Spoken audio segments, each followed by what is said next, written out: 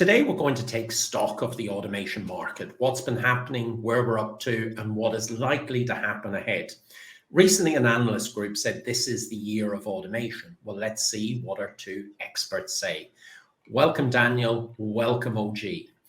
Folks, for those people who don't know you, might you introduce yourself, please, before I jump in and ask you some questions? OG, would you mind beginning? Sure. My name is Olivier Gomez, based in France. People call me OG. I am running a company called ISC.ai, and we are expert in automation. The only thing I want to say is the only specific point, that I want you to remember is that we are technology agnostic. That's really important for me. Okay. Daniel. Hey everyone, Dan Goodstein. I head up RPA AI. It's the Institute for Robotic Process Automation and Artificial Intelligence. We're a global network of 130,000 members worldwide, all coming to us for education, networking, and advice around automation. Daniel, now that I've got you, I'll ask you the first question, if you don't mind. In your 130,000 big network, what notable trends or changes in the automation space or landscape is your company monitoring or your members talking about? Yeah, well, it's difficult to spend too much time online these days without seeing all the hype around ChatGPT and generative AI. So I'd be remiss if I didn't, at least mention that a lot of organizations trying to figure out what that means for them. But the reality is, automation has been tied to AI for a long time. There's a lot of very interesting cognitive and AI fueled automations that have been going on for a number of years now. And I think what's changed in the last few months is now it's just democratized to every individual who wants to play around with it and see what the art of the possible is. So that's probably top of the list. There's also some trends around specific industry use cases, and I think we're going to talk about some business model changes around kind of as a service and outcome based automation. Fantastic. Someone said recently, Daniel, that with generative AI, it's like the iPhone moment. It's been around for years, but now it actually works in a way that most people can consume it, which is why they're delving in that little bit deeper. But no surprise for some of us, I think. Yeah, the problem with AI is it's always been this kind of nebulous black box, right? So unless you were the team, the R&D team that was in it and playing with it and developing it, we've even seen examples where the famous Microsoft chatbot from a number of years ago, where even the developers didn't know why it was doing what it was doing, right? So AI has always been this kind of black box, and people kind of threw around the term AI, even with technology that wasn't really AI, or really wasn't that intelligent. But now people are getting a chance to see the capabilities and the art of the possible in action, right? Exciting times. Exciting times. OG, same question to you. How have you seen the automation market develop over the last maybe 3, 5, or 7 years? And what do you think companies should be doing now to really mature their enterprises using automation? So there's a number of things happening at the same time. So it's pretty cool, right? So the first one I would say is around the fact that, as I said before, we are above and beyond the innovation, and we are deep into the maturity phase, which is basically telling us that clients are starting to be demanding result. They are starting to be demanding simplicity, and we are trending towards what I'm starting to call the automation plug and play, or the automation outsourcing. And what I mean by that is we see a lot of great tools out there, but those tools require a lot of effort to configure them, to make sure that they deliver the impact. And I think we are reaching a point where simplicity is going to win, plug and play is going to win, and you are going to see vendors starting to move towards that space, right? The other angle that is really important, and Dan mentioned, is obviously the impact of large language models on the automation. And Although ChatGPT is cool, what I'm seeing here is a tendency to specialize those models in very specific areas where you can control the data, the input, and where you can have, even with limited resources and hardware, you can have very, very good transformers, that can really be efficient in a specific area. I believe that the automation market and the RPA market will be highly disrupted by startup that will go that route. OG, for a long while, when companies talked about automation, what they were talking about was robotic process automation and maybe OCR with AI. In other words, we call it IDP.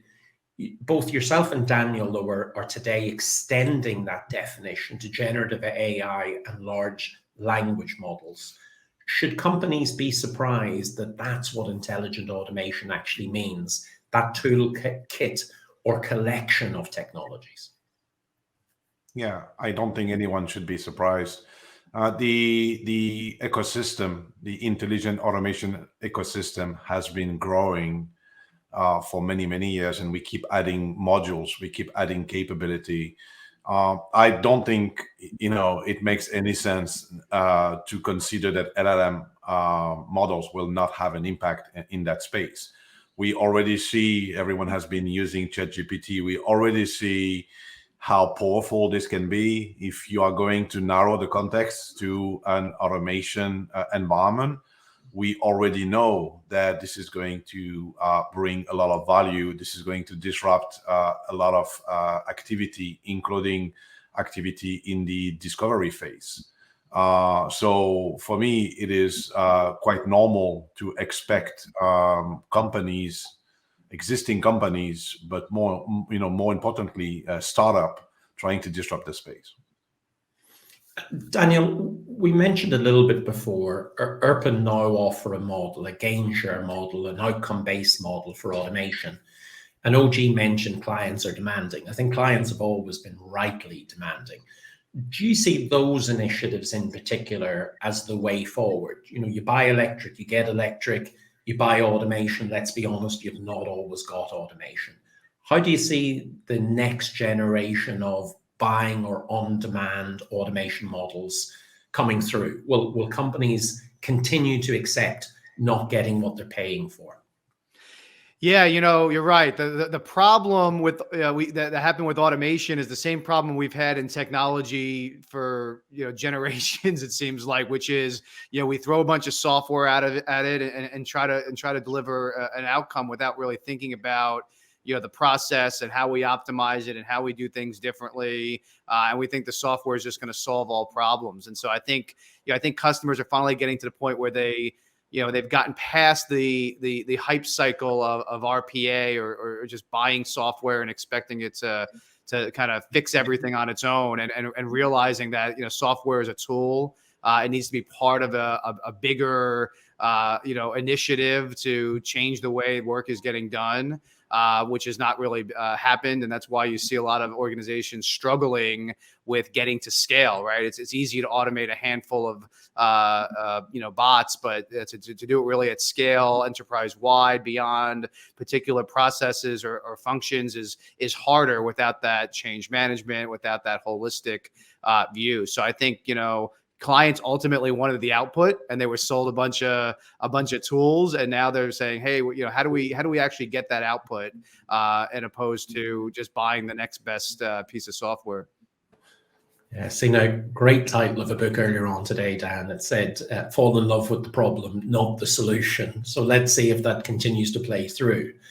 But OG, you have created a solution, I believe, an automation as a service platform to fix some of this empty vessel stuff that people have been buying for years. Walk me through a typical implementation of automation as a service platform and tell me, how does that actually integrate with other technologies that people may currently have, including robotic process automation or other intelligent automation packages?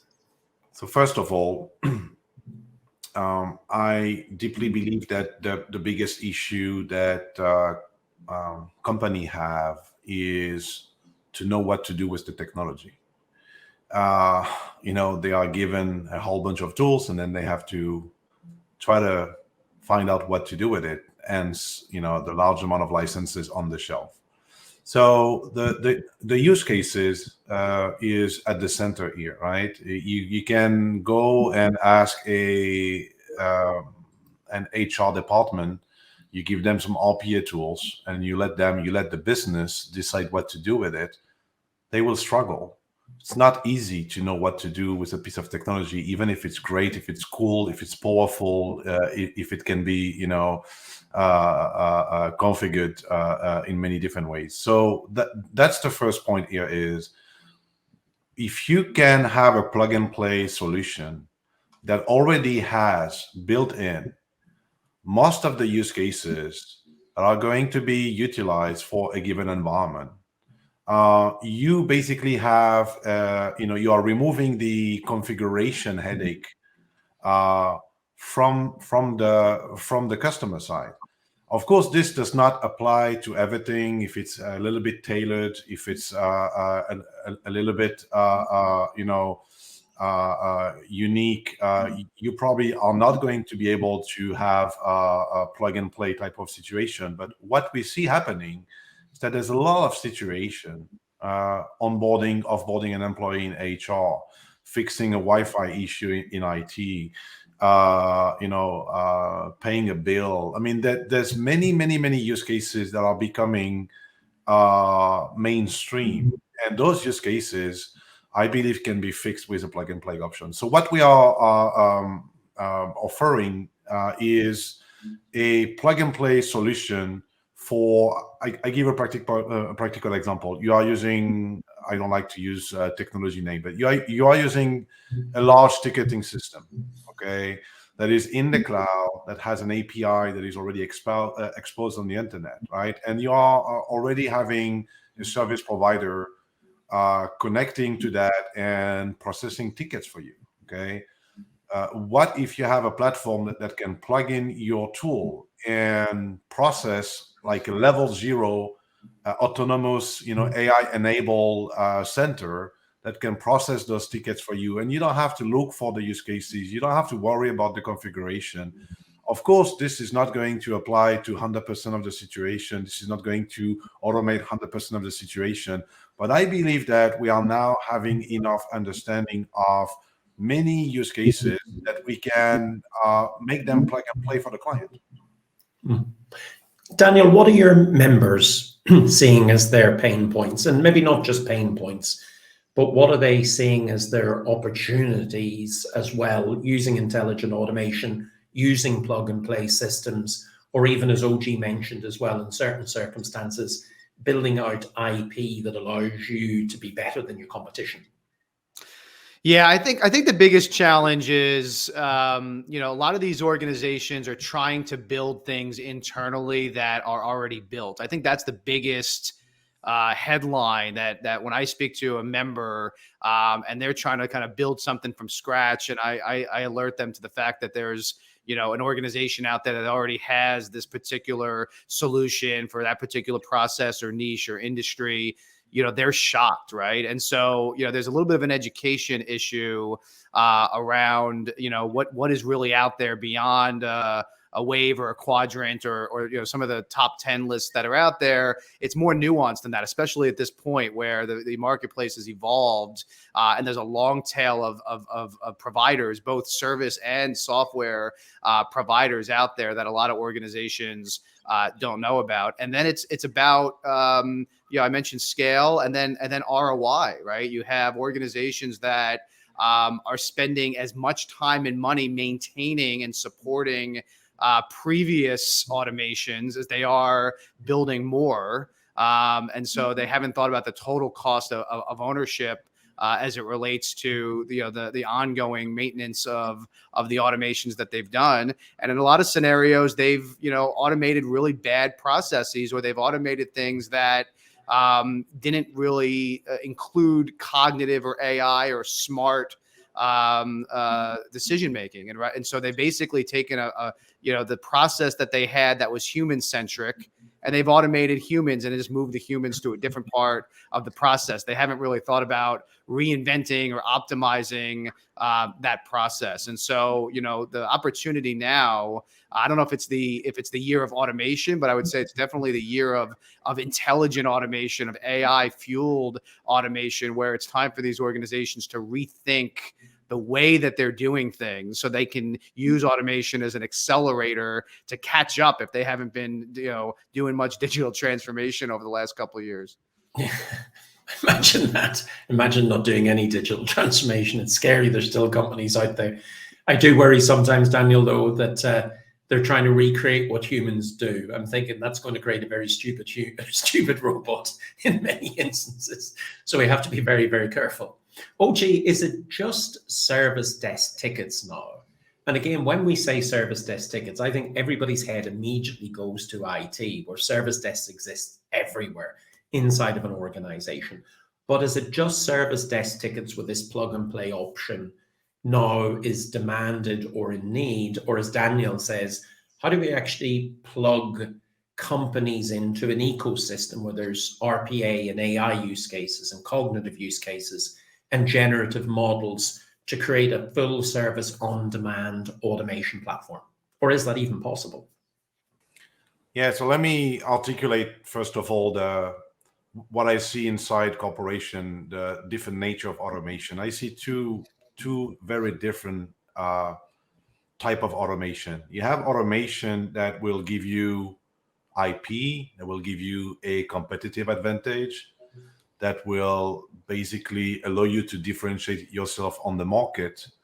And this is where you really want to, invest, buy expensive tool, have in-house capabilities, skills, and do it properly tailored so that you can really differentiate yourself. But that's only probably 20% of the time where you really want to do something unique, where you really want to go, and buy a Ferrari as a tool, right?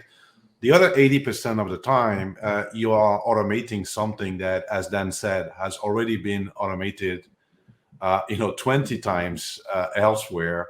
And you don't need to buy a Ferrari as a tool, right? You can buy an entry-level tool. It will do the job. And ultimately, you don't care because it's not your core business. And that's typically has been, target for outsourcing. It's not my core business. I don't really care. I don't want to do it. I give it to someone else who can do it cheaper, faster, better. Okay.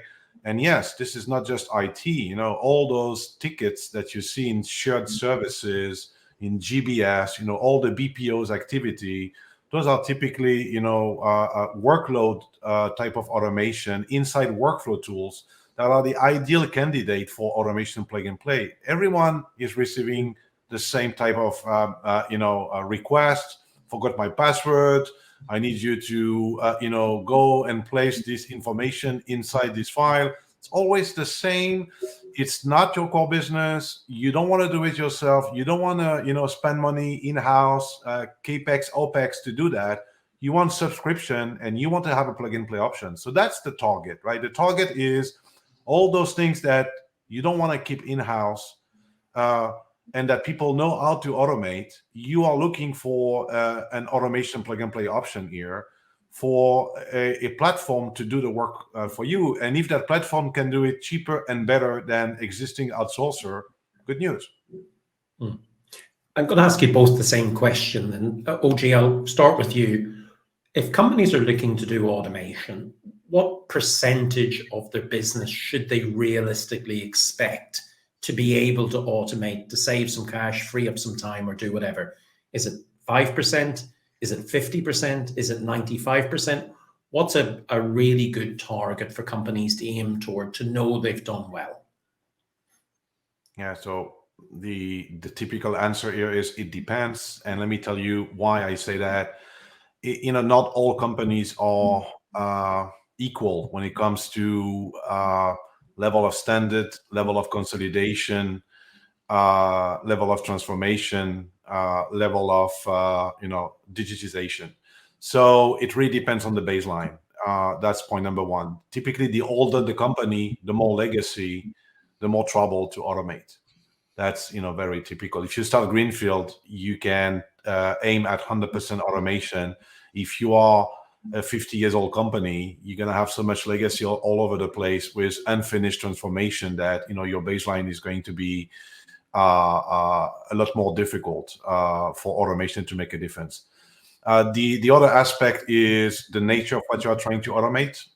As I said before, there's activity that are very easy to automate, and there's activity that requires a bit more customization in order to automate correctly.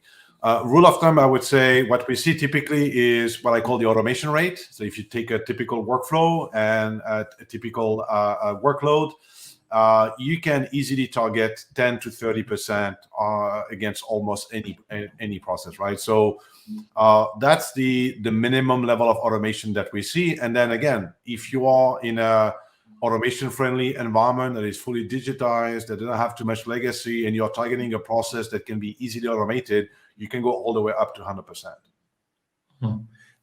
Daniel, what are your members expecting? Are they looking at that 10 to 30% range, or are they more demanding and want to rip things up and go straight for the 100?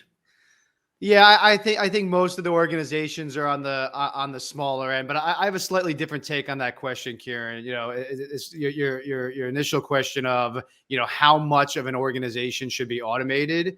I say as much as possible.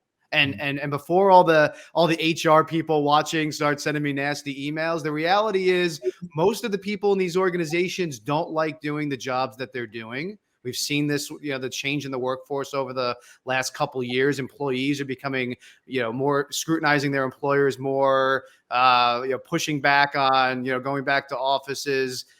It's kind of a revolution, and I think organizations should take advantage of this and refocus their workforce. The other part of it is, people tend not to always be the best experience. We're talking a lot about back office and finance, but if you look at customer facing, when was the last time you were at a fast food restaurant or a retailer where you had a great experience with a person? It's just less and less the case. So I think, we should automate as much as is repeatable, as much as can be done better by machines, and then change the mix of people within an organization to the best people. Have a concierge service. If you're, have a customer service department, reserve the people for the best people that give the best experience, that only have to deal with, customers because the technology couldn't.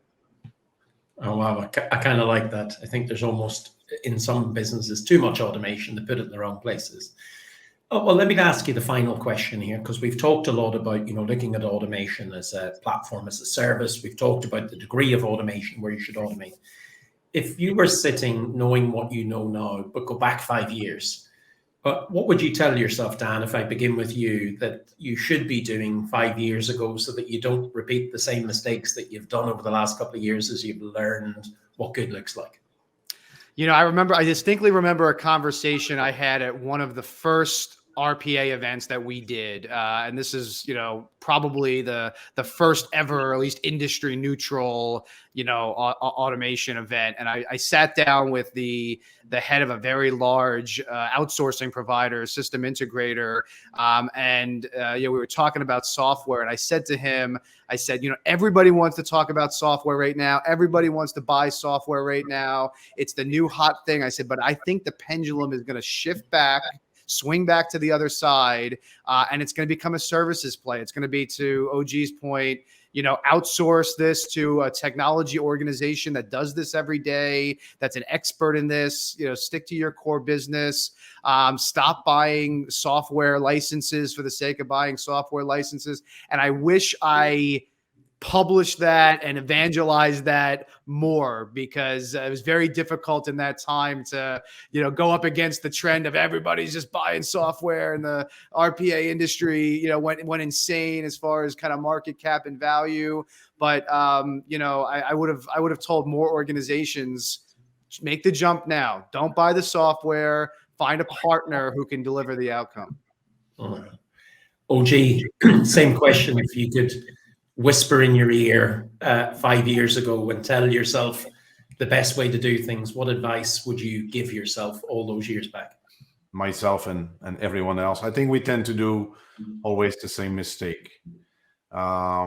We know, we've seen all those waves, things that we started to do, and then we realized, why am I doing that? I should not be doing it. This is too much headache. This is not my core business. This is too much trouble. Let's find someone out there that is an expert at that, and let's those guys do it for me. They will do it better, and they will do it cheaper and probably faster. I think when we saw, the beginning of all those super cool new shiny objects, people want to jump on them. They want to, see the inside. They want to see the guts of the tool. They want to play with it. They want to configure, and then you end up, building your own capability. And as I said, right, multiple times, you end up building state-of-the-art, super powerful, super expensive capability, people, process, technology, ultimately to automate something that is not really going to give you any competitive advantage, is not really your core business. And what we see happening right now is, I think this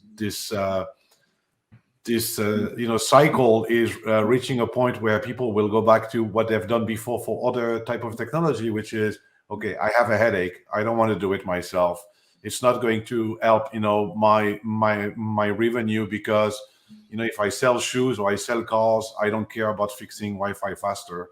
Let's find someone out there who can do it for me.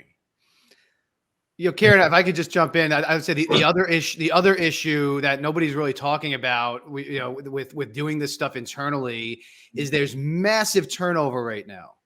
So there's massive IP loss. If you build this internally, and then your team gets whacked, you leave, right? You go on to a new job. There's huge issues right now.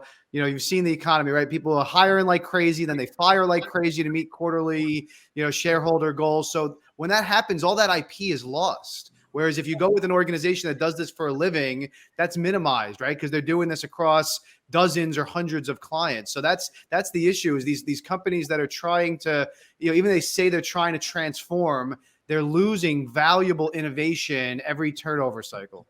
Yes. And if I may add, we are back to the old build versus buy. We know people are, building far too much. Always. They always go back to building too much. I think this is exactly what we are saying here. So, folks, if Dan, start with you. If people want to find out a little bit more about IRPA and the advice that you provide, so they don't make these mistakes, how do they go about doing that? Yeah, we've got a lot of free resources available at rpaai.com and our new community platform at network.rpaai.com. But we've also launched, Kieran, as you know, a coaching service. So if you're looking to get a kind of free assessment, free briefing as to what's going on in the marketplace or where the opportunities may be for your particular use case, process, or industry, we're happy to jump on, give you a briefing, and if helpful, pair you with a coach on our network who's done this for other clients. And we've also partnered up with IAC, OG and his team to do an audit assessment and see if kind of an outcome-based as a service model is good for your situation. OG, same question. Folks want to find out a little bit more about what you're doing and get hold of this IP protecting automation as a service platform. How do they go about that? So IAC.ai, and then reach out to my team, contact at IAC.ai, drop us a message. We can come back to you. Again, I think the idea here is to understand and acknowledge that you're going to have a lot of problem when you are doing the automation. And if you are not looking for someone external that can help you avoid all those problems, you're going to go and fall into all those traps, and you're going to have all those problems. So my point here is, and we know that research is saying, the right balance is always at least a 50-50 between inside capability and outside capability, right? So this is just a fact. You want to learn from the outside, and sometimes, the outside-in approach is extremely useful to avoid making stupid mistakes. I like that. It's funny, I look back over my last decade in automation. I wish I had this service many years ago. Probably my employers do as well. It might have saved them a lot of money and a lot of licenses at the same time. But it would definitely have freed me up to actually get on with more valuable work and become a more valuable member of the team.